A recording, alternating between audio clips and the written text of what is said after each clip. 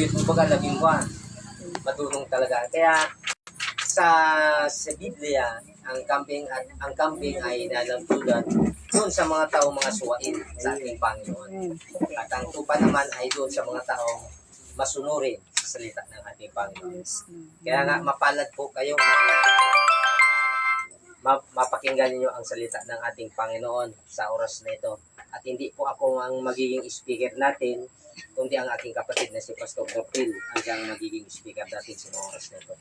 Na siyang magbibigay ng salita ng Diyos sa huling kapanahonan. Kasi mga kapatid, ang panahon natin ay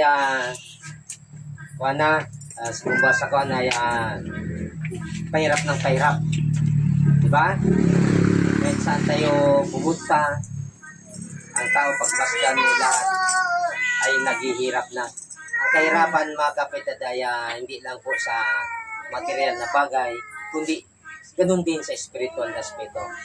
Ang paghihirap ay hindi lang tumutukoy sa pagkabuhay, yung kabuhayan ng tao, kundi ganun din sa spiritual na aspekto, sa salita ng Diyos. May mga taong mayaman, di ba? May mga mayaman, pero pagdating sa salita ng Diyos, sila po ay hirap. Mahirap po sila. Di ba? Sabi ng Biblia, may nagsasabing ako ay niya ay mayaman. Pero sabi natin, Panginoon, siya ay mahirap.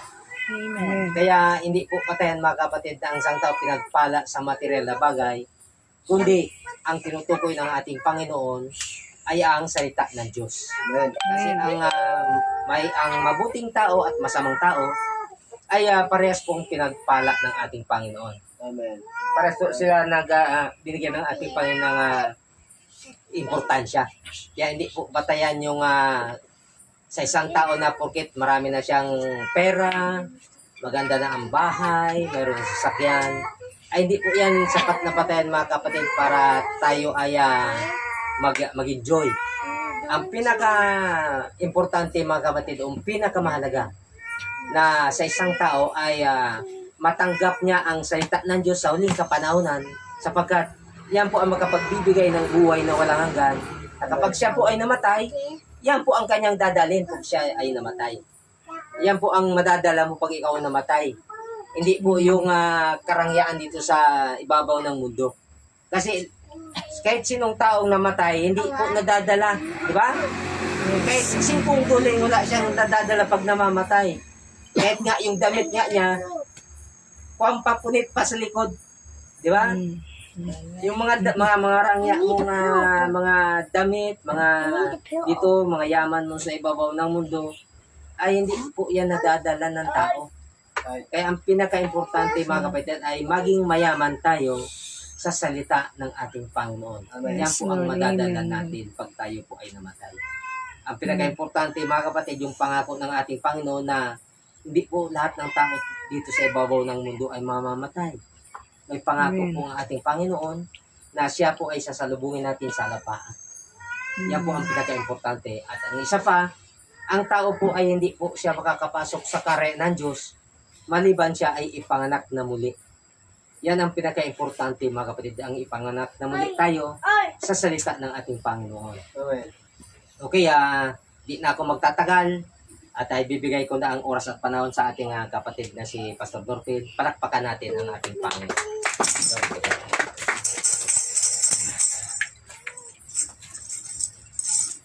Amen. God bless bro. Pastor Praise the Lord. bago tayo dumago sa ibukan ay makalimutan ko ba batiin muna natin batiin muna rin si Pastor Alvin ng isang pinagpalang happy birthday. Praise the Lord. Thank you. So things work together for good. Ilang taon na bro? 54 na bro. 55. Tumatanda na. All age. Pero literally talagang gaano man natin sabihin na kalabaw lang yung tumatanda. Pero nararamdaman na yung katawan lupa ay humihina. Hina na rin. So nothing is eternal na nakikita natin. So ang lahat ng bagay, pag may beginning, And then may Ending. ending. It is just a temporal for the cause na mag-display lahat ng ating Diyos ng ating Panginoon. Amen. So praise be to God dahil 2 or 3 gathered in the name of the Lord. Nasa midst natin siya. Amen. Anyway, hindi naman nakarating yung mga kapatiran natin sa nagatuloy sa agupatan na kapag-abiso sa akin, pero gawa ng papabigat ng burden sa ating trabaho. Medyo sometimes dumadating na ako late at night na, and then hindi maiwasan pati kami ni sister wife ko ay hindi na rin minsan maganda yung parang wala ng banding dahil yun na halos kinakain na yung oras ko, pero ganun pa man, it is just a part talaga na habang tayo ay still may part bilang natural man together, talagang kailangan pa rin natin na sabihin natin last time na ang lahat ng bagay ay nasa growing pa rin, nag-groom pa.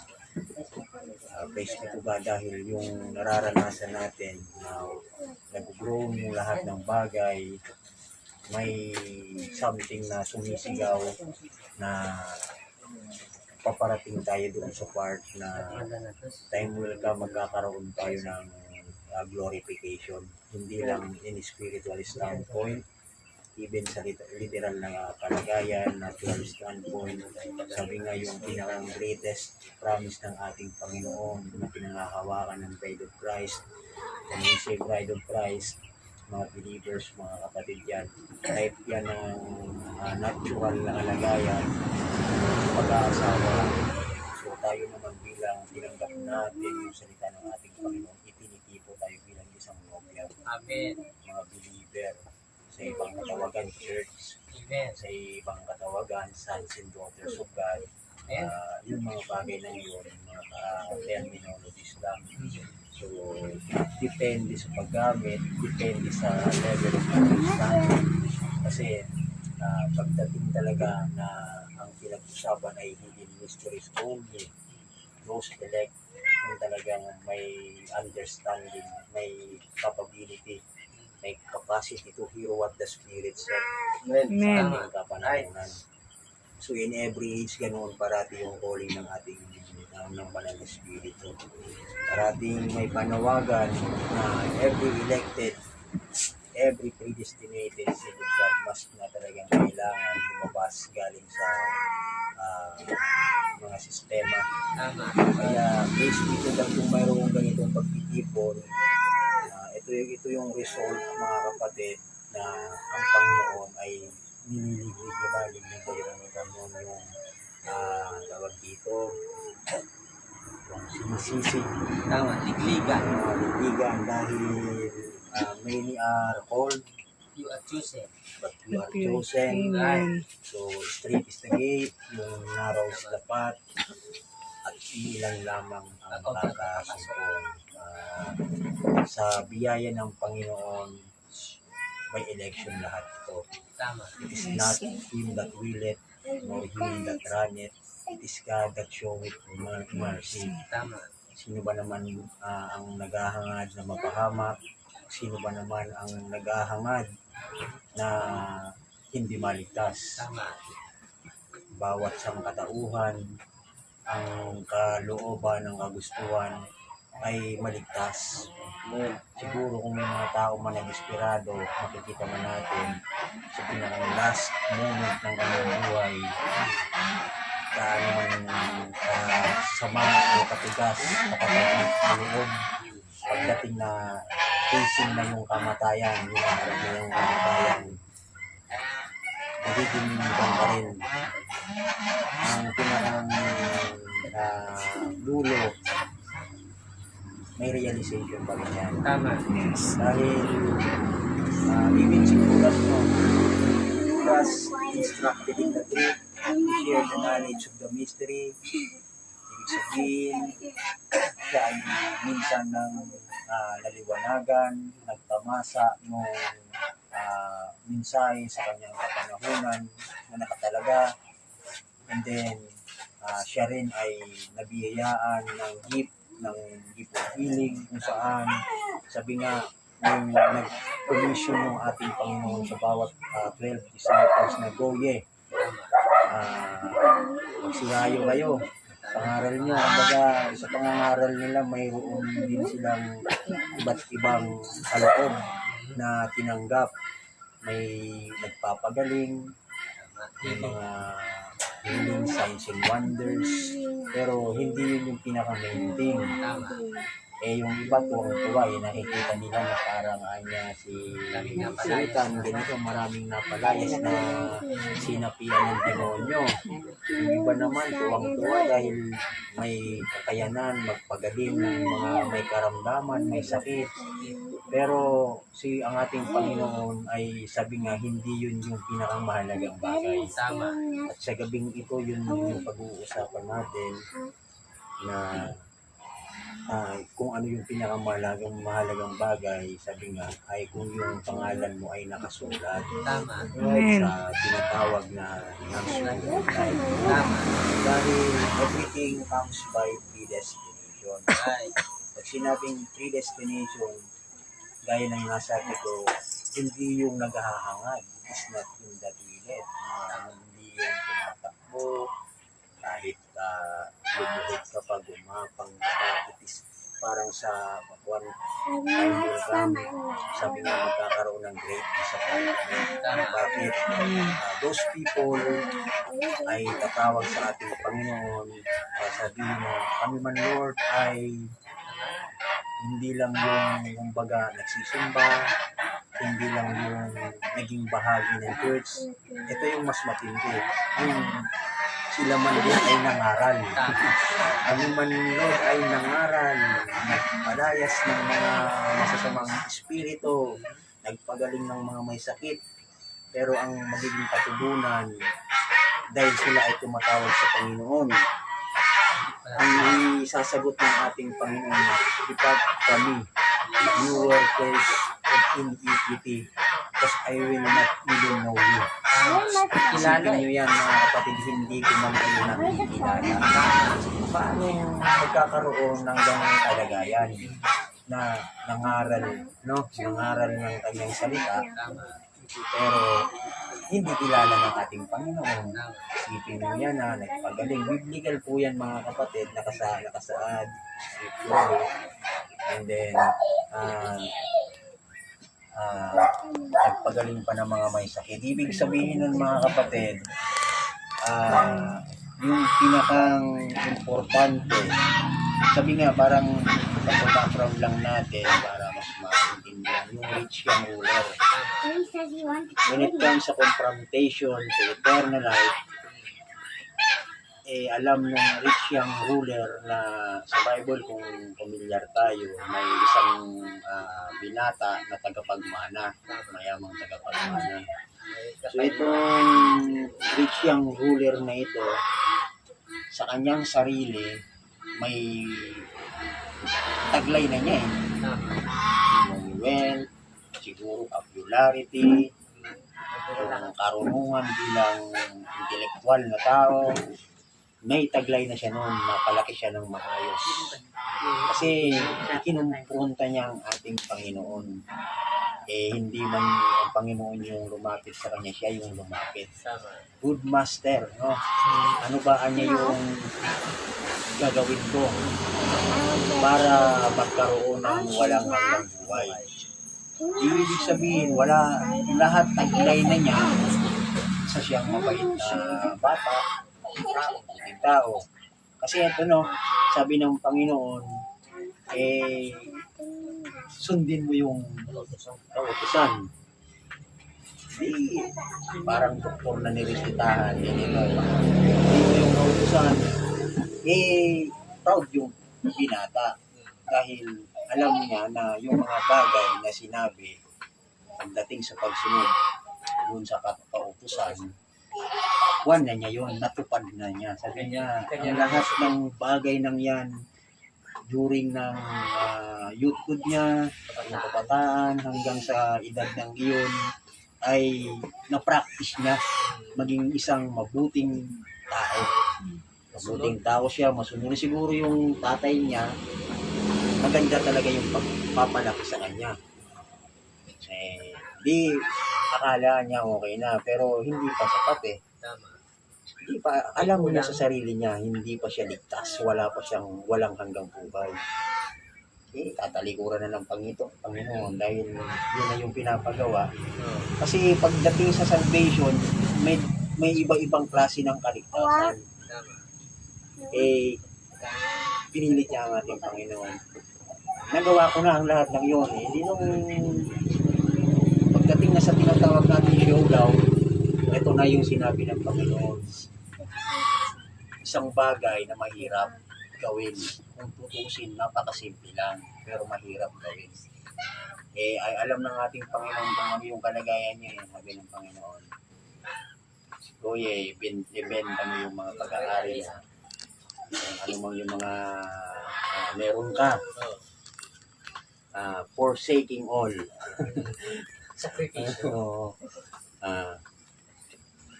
Pagdating sa bagay ng yun, Nandun na. benta mo at sumunod ka sa akin. Siguro yung iniisip ng iba dahil nag-advise yung Panginoon, ang ating Panginoon si Kristo na ibenta yun, baka ito anya yung pagtulong. Kasi may mga gano'n naman, yung matulungin tao, sobra kung may mga pagbigay. oo, lahat. Charity. Charitable institution, donate, Donation. hindi pa rin yun yung Patay. batayan ng kaligtasan. Although, in one sense, sabi ko nga, mayroong iba't ibang klaseng kaligtasan. Tama. No? Ang tinutukoy ng Panginoon doon pagdating sa showdown ng confrontation ng eternal life, sa eternal life. Follow me. Ayaw ng Panginoon na mayroong magiging hadlang. No? Kaya pagdating even sa atin, minsan ito yung weak nagiging weak na bahagi, mahina na umiiral pa rin yung human side. Kasi alam na natin na tayo ay we are a two-fold being. Tama. May outer man tayo. Pag sinabing outer man, ito yung earthly man natin. But may inner man tayo, yung inward man natin. Something na pag hindi mo na-recognize yung kalagayan mo na mayroon kang two-fold being, feeling mo sa sarili mo, isa ka lang na simpleng tao. Parang si Jesus na na-overlook. No? Nung si Jesus nasa earthly ministry, yung tingin sa kanya, tao lang talaga siya. So same thing with us. Bakit? Yung race ng ating Panginoon, bakit sinabing race? Is because na tayo ay sons and daughters of God. We are attributes of God. So si Jesus, siya yung panganay. Sa pagiging anak, he is the head, no, of the body. And tayo yung katawan.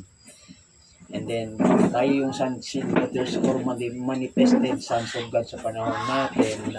Kaya kung ano yung ginawa ni Jesus, sabi nga, ito yung greater works na hindi na isa, more than, ito na yung greater works, more than that na yung sinabi na mas magagawa natin. Ano yun yung impartation ng eternal. No? So ngayon, yung binata ng yun, hindi niya kayang sumunod. Hindi siguro yung part na mawala sa kanya. Isang bagay din yun. Pero yung matindi yung pagsunod. Napakasimple lang obedience. Obey is better than sacrifice. Mayroon ganong kasabihan. Napakasimple. Diba kasi mas gusto nilang mag-sacrifice. Gumapang hindi natin kinikriticize yung ganong paniniwala. Bakit?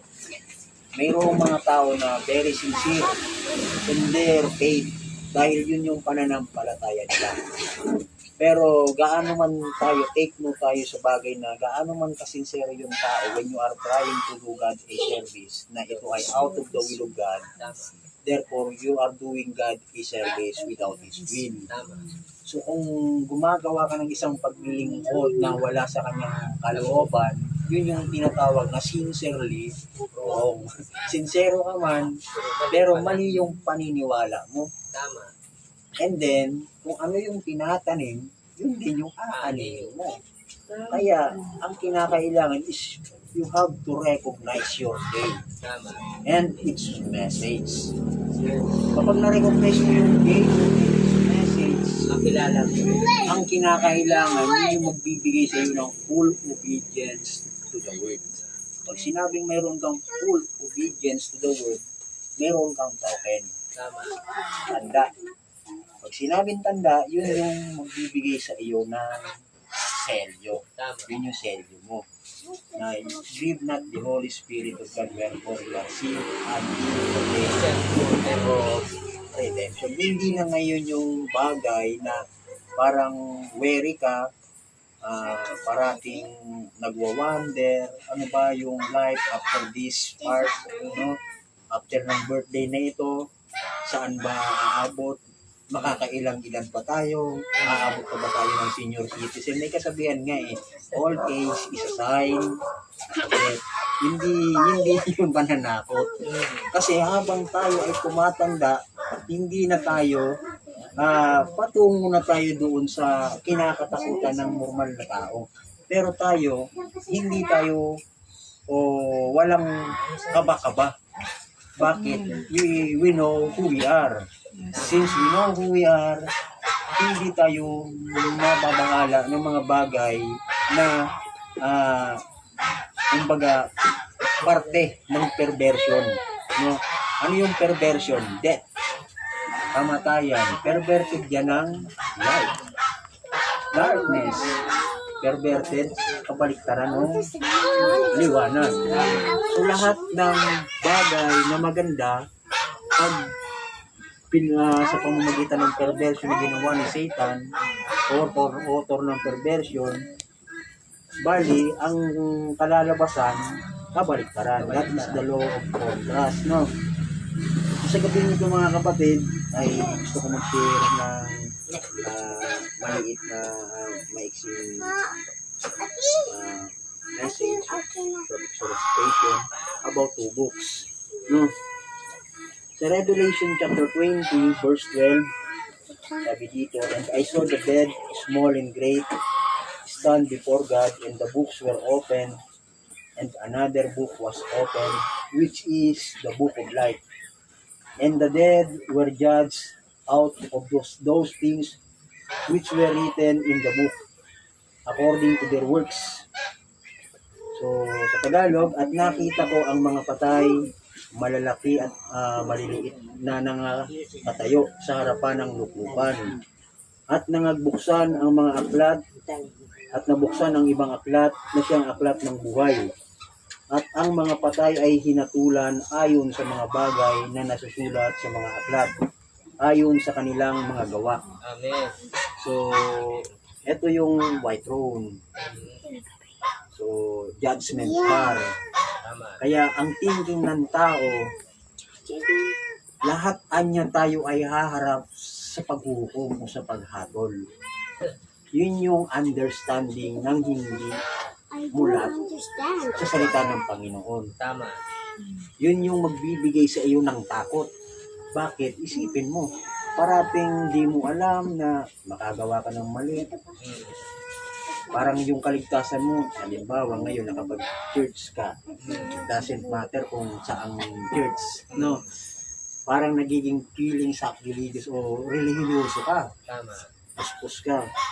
Pag nakagawa ka naman ng something na bagay na iniisip mong mali at iniisip mong kasalanan, parang feeling mo nawawala yung kaligtasan mo, Tama. no? Parang wala kang eternal security, walang assurance. Tama. Yung paglalakbay mo, di mo sigurado. Walang No? kasiguruhan. Kaya, yung iniisip ng karamihan ay lahat tayo haharap. Pero sabi ng Panginoon sa pamamagitan ng kanyang salita, "Blessed is the man to whom the Lord will not impute sin."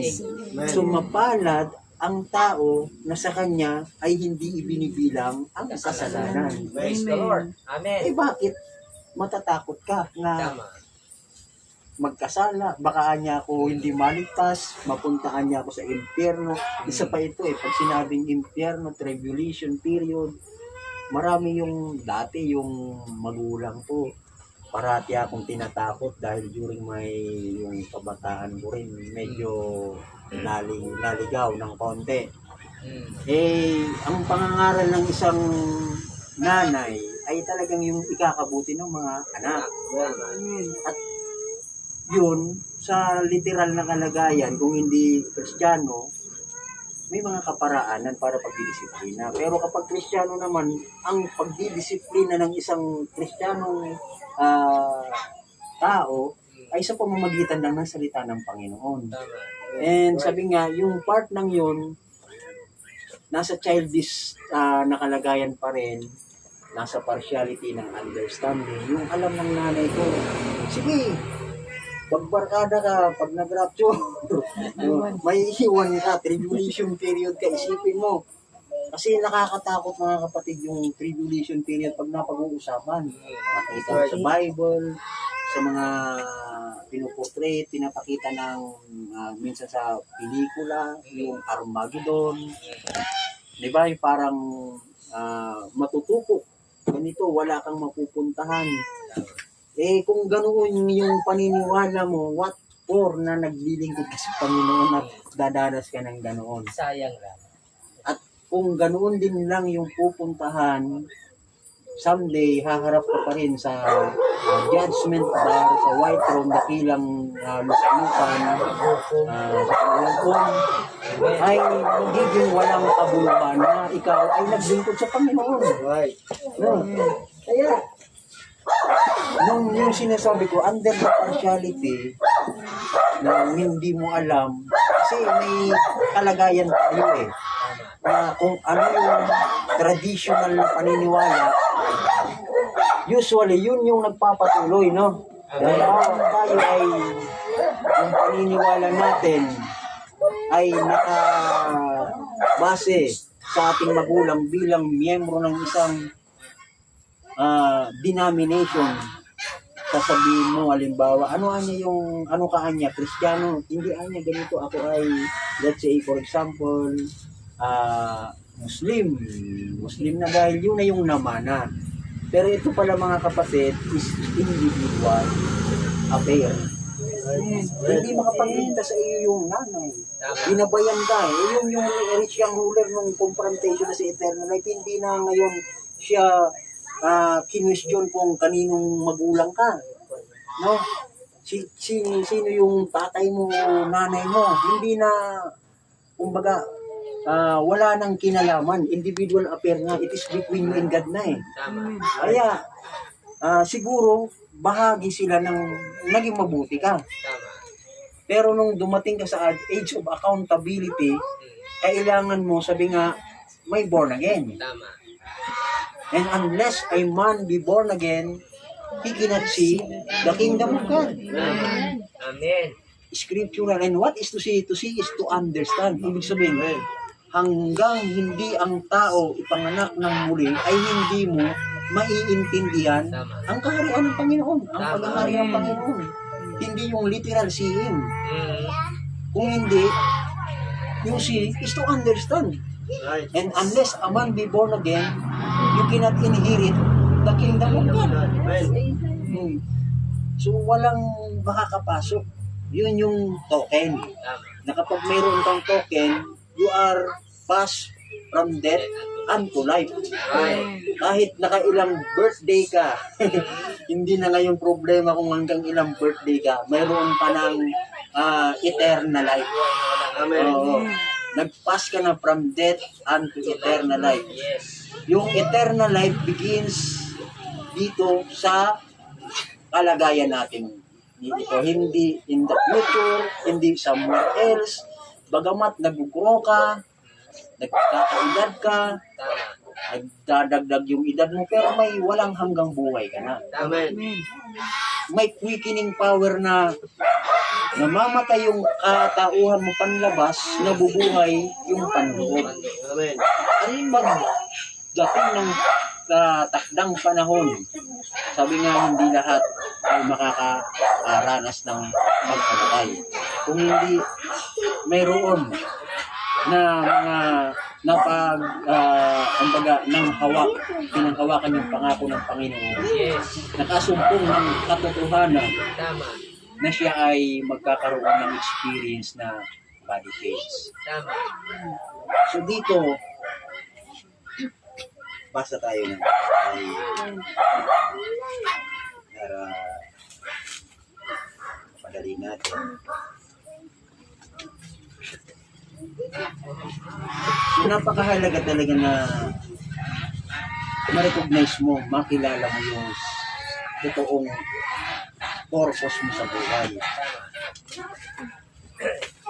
Kasi in vain, walang kabuluhan yung lahat ng mga bagay. Si Solomon na experience lahat after nung ibigay sa kanya kayamanan, karunungan, wala pa rin doon yung lubos na kaligayahan.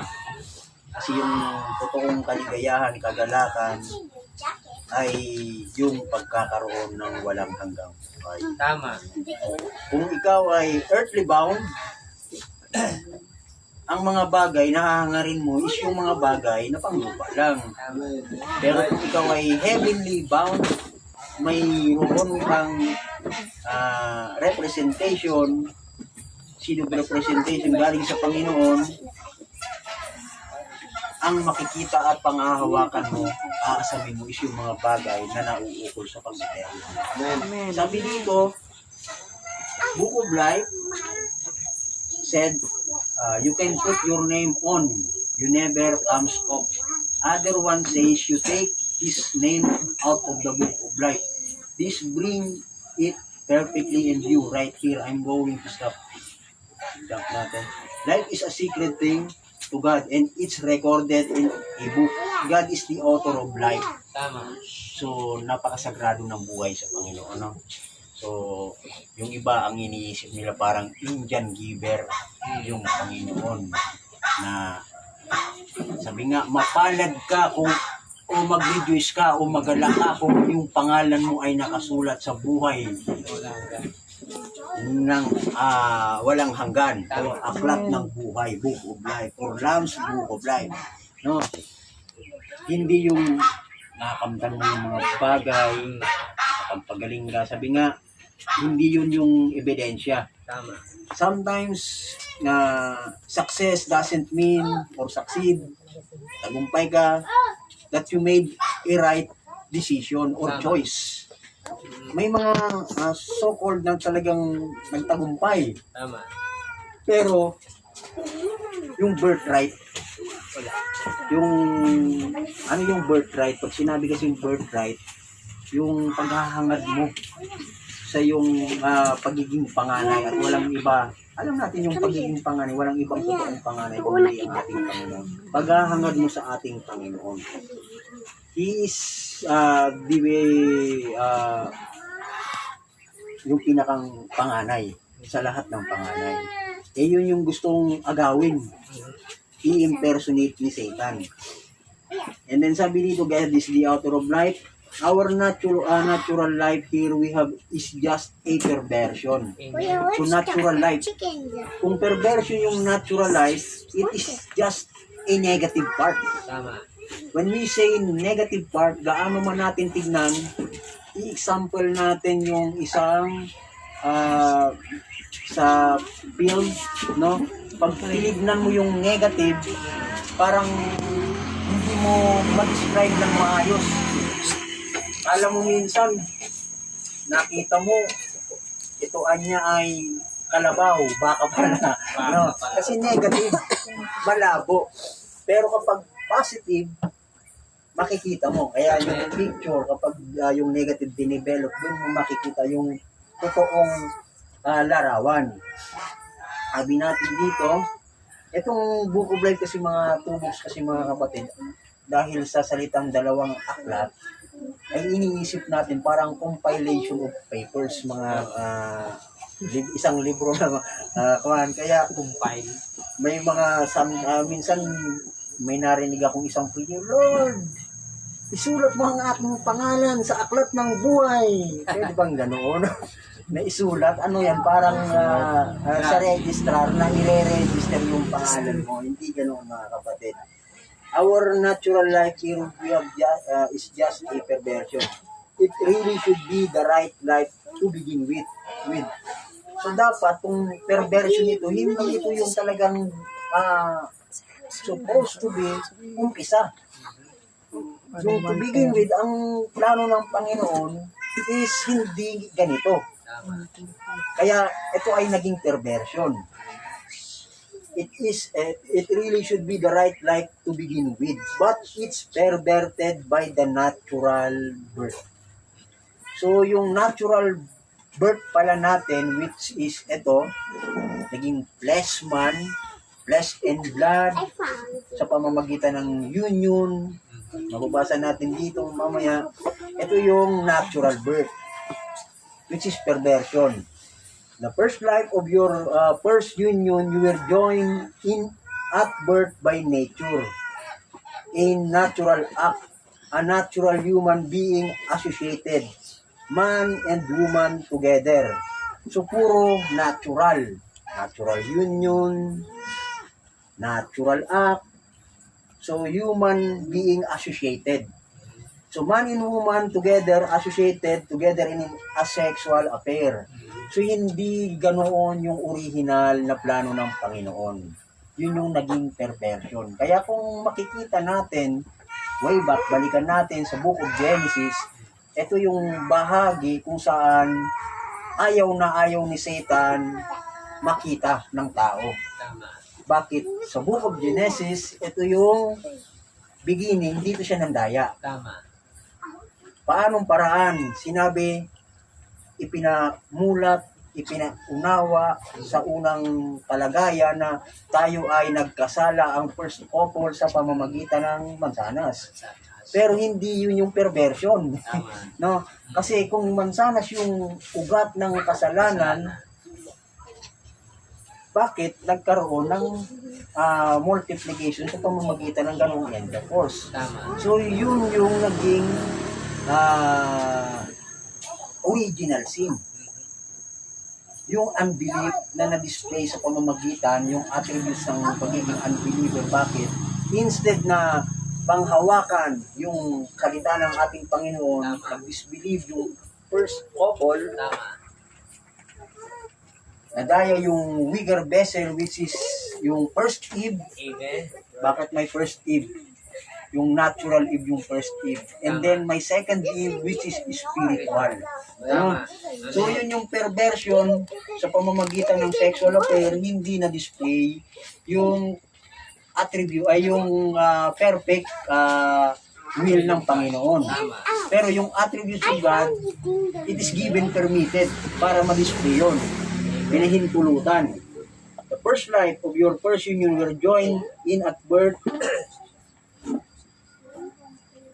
So which brought your first life here, and that's associated with sin and death.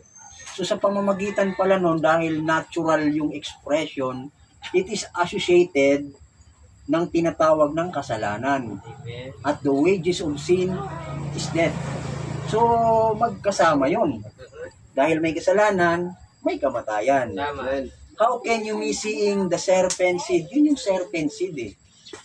Pag sinabing seed, the seed is a word. So, perverted. Nagkaroon ng expression yun ngayon sa pamamagitan ng sexual intercourse. Yun yung naging original na kasalanan. Bakit? Nagkaroon ng tinatawag na yung pangangalo niya, adultery. No? Bakit? Ayaw ng Panginoon na maging adulterous tayo. Anong ibig sabihin nun? Kapag nakita mo, panghawakan mo yung salita ng Panginoon, huwag mong i-compromise.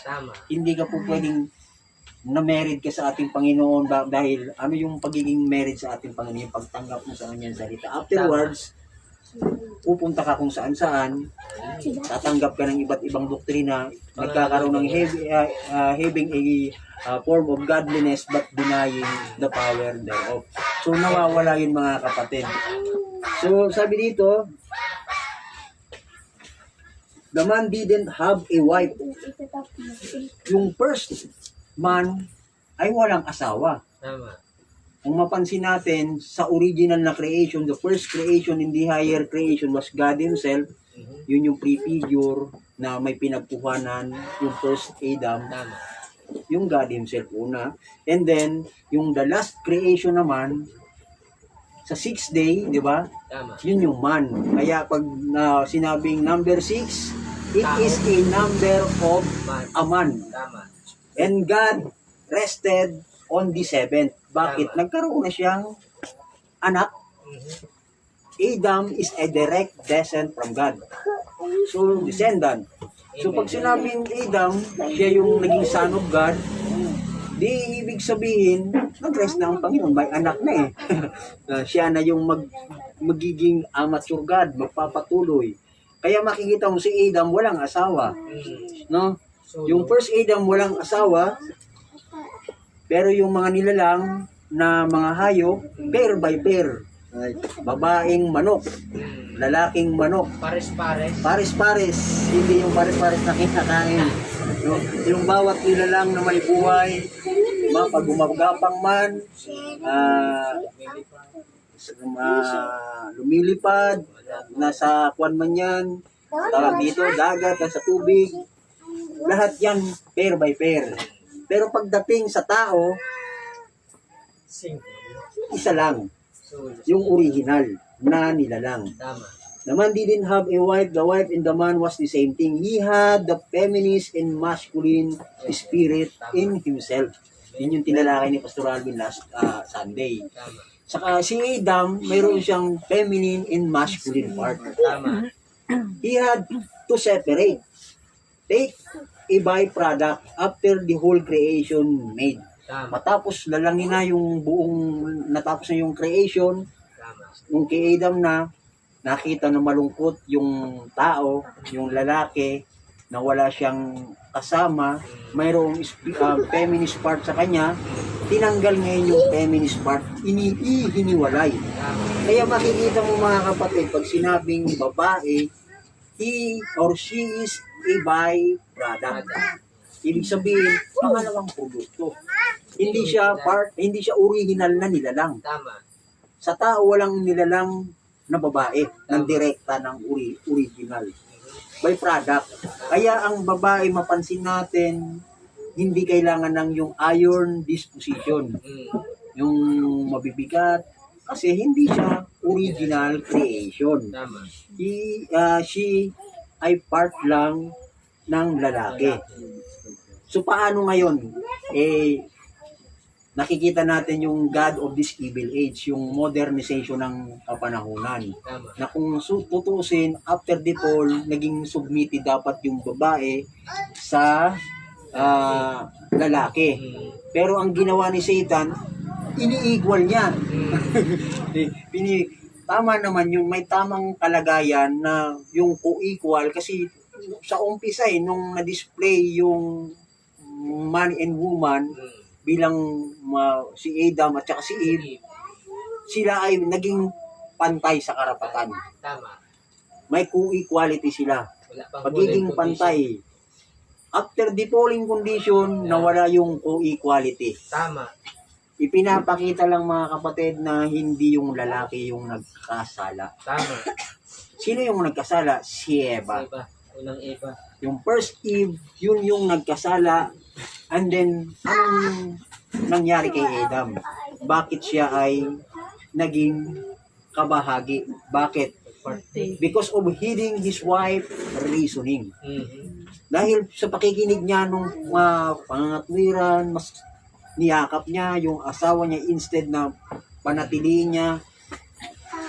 Kung tutusin, kayang i-redeem ni Adam si Eve. Tama. Pero kung ginawa ni Adam yun, ang mangyayari, hindi madi-display yung attributes ng ating Panginoon bilang siya pa rin yung Savior. Tama. Kaya, nangyari, hindi man totally nadaya si Adam, nag-partake siya Tama. nung kung ano yung pinartake ni Eva. Tama. He injected his seed. Tama. He polluted the human race. Tama. Imbis na through spoken word, tignan natin mga kapatid, ano yung original plan of God, everything comes by spoken word. Tama. Let there be, and Tama. and there was, no, Yes. nagkaroon. Nagkaroon. Let there be light, hindi mo kailangang interpret na ang liwanag ay kailangan gagaling sa yung theory ni Thomas Edison, na kung ano pa man, na magkakaroon ng electrical. Nung sinabi ng ating Panginoon, let there be light, may manifestation. Tama. Nagkaroon ng liwanag and it come into existence. So,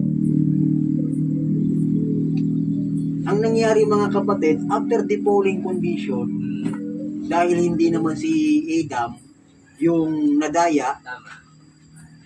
si Adam lang ay naging partakers na. Tama. Lahat na ngayon sila ay naging bahagi ng kamatayan. Associated.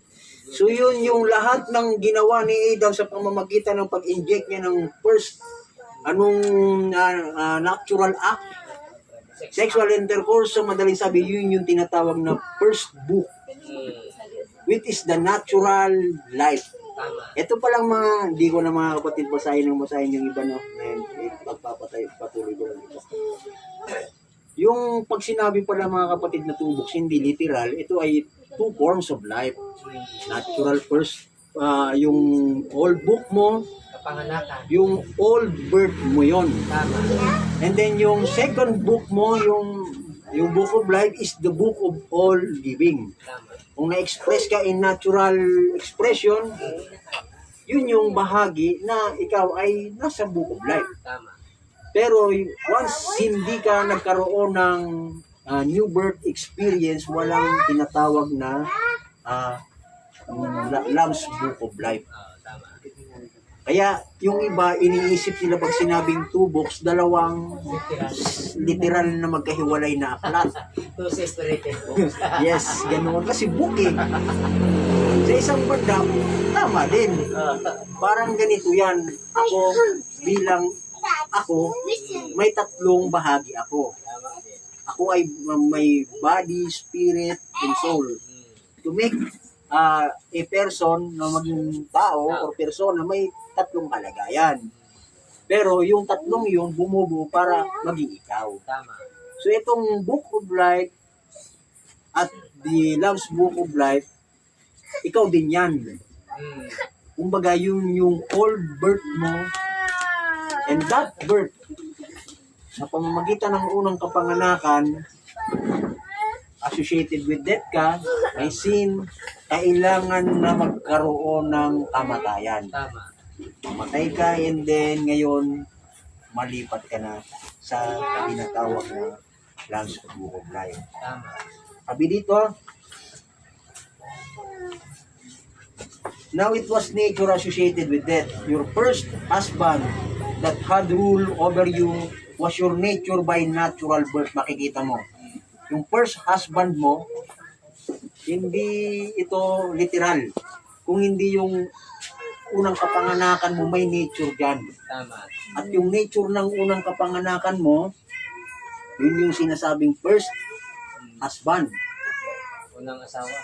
Natural, you love the world because you are the world and part of the world. Kaya makita mo, pinanganak ka sa pamamagitan nito, laman, Tama. bahagi ka ng mundo. Kaya mahal or lovers of the world ka. Makamundog lahat. No? Gusto mo, imbis na Bible study, mas gusto mo na sayawan, mas gusto mo na inuman, mas gusto mo nagsusugal. Bakit? Yun yung mga bagay na makasandikutan. Tama naman. Sa pamamagitan nito, ito yung bagay na hinahatak ka nun. No? Pero, your desire was by nature to love the world, which you are part of. You're part of nature, you believe that. That's the reason you have to be born again. You have to separate. You have to die to that first husband. Kailangan mo mamatay sa unang asawa. Hindi literal baka ang gawin natin yung asawa natin. Hindi ganoon. Yung unang nagko-control sa iyo, yung first nature mo, which is yung worldly nature, yun yung Adamic nature. Kailangan mamatay yun. Para Sabi dito, you just can't say, well, I'll divorce him and hang him up here till occasion. No, sir, no writing of divorcement. Hindi basta-basta i-divorce lang o hiwalayan lang. No? Amen. Kaya yung sinasabing linisin lang nga niya, hindi po pwede. Parang i-divorce mo yan eh. At isasabit mo lang till occasion. Eh, babalik din yan. Tama. Pag ganun yung sistema. Pero sabi dito, no sir, no writing of divorcement. He dies. Kailangan mamatay. Matay. The nature of the world has to die. Every speak of him has to die. You have to be reunited again with another nature. Tama. Kung kailangan mamatay yung old husband, kailangan bawat butil, every speak, mga kapatid, ng nature ng yan ay mawala. Para ikaw ay ma-reunited again sa panibagong nature, which is si Kristo. Tama. Kaya, hindi ito yung part na tinatrabaho natin, itong gawain ng laman, dahil walang mangyayari, walang maidudulot ng maganda itong laman. Pero kapag na-reunited ka sa panibagong asawa mo, na God and man, Tama. nagkaroon ng pag-unite, Tama. hindi na ikaw.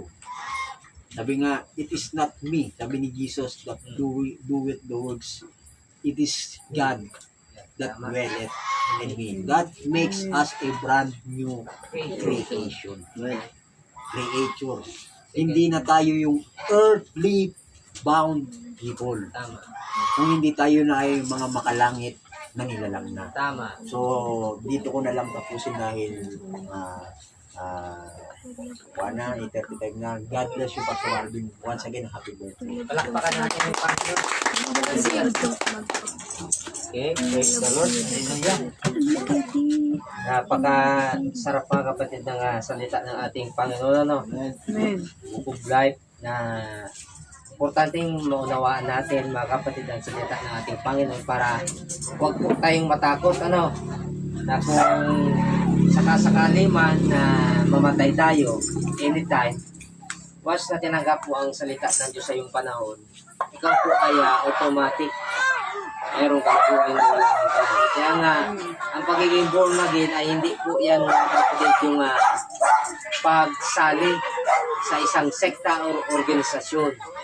Hindi po yan organisasyon, kundi ang pagkikipag-isa mo kay Kristo, magtanggap mo ng kanyang salita. Individual kasi yan pagtawag ng Diyos pagpili.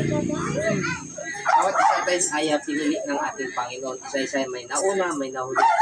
Kaya nga, meron akong ilang scripture na papasahin lang. Masuko kay Pastor Norte. Sa Lucas 10:17, sabi nito, at sibalik ang tungko na may kagalakan na nagsasabi, Panginoon, pati ang mga demonyo ay nagsisusuko sa amin sa iyong pangalan. At sinabi niya sa kanila, nakita ko si Satanas na nahulog na gaya ng lintik mula sa langit. Sa 19, narito bigyan ko kayo ng kapamalaan na inyong yurakan ang mga ahas at ang mga alakdan.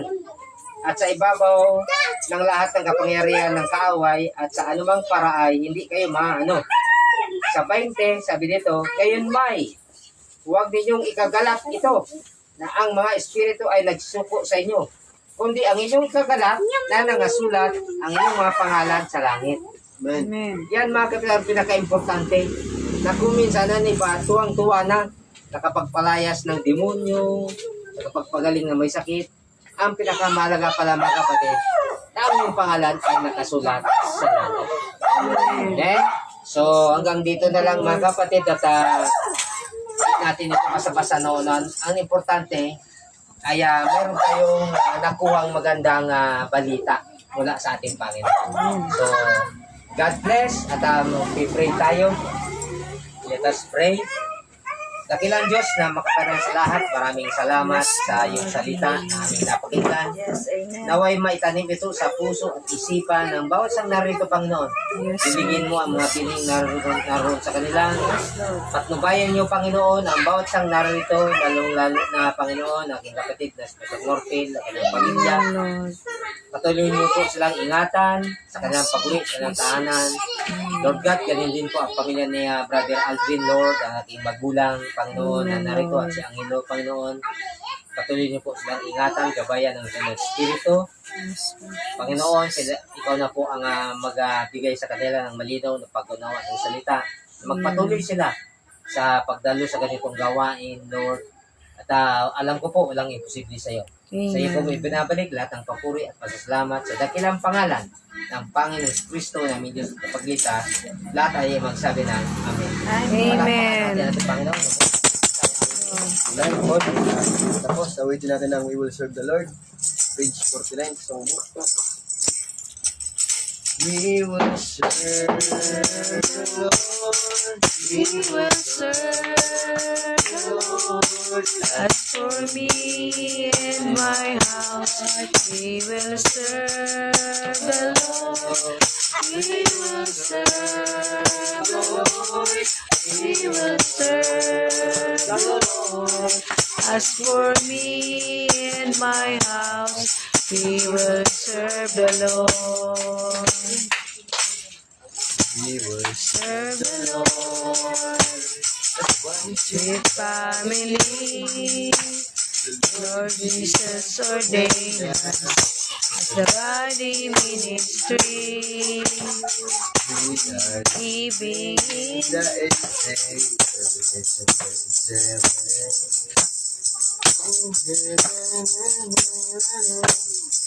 We are bride of Christ. Serve the Lord. We will serve the Lord. We will serve the Lord. As for me and my house, we will serve the Lord. We will serve the Lord. We will serve the Lord. As for me and my house, we will serve the Lord. Amen. Amen. Huwag tayo ng isang masaya awitin.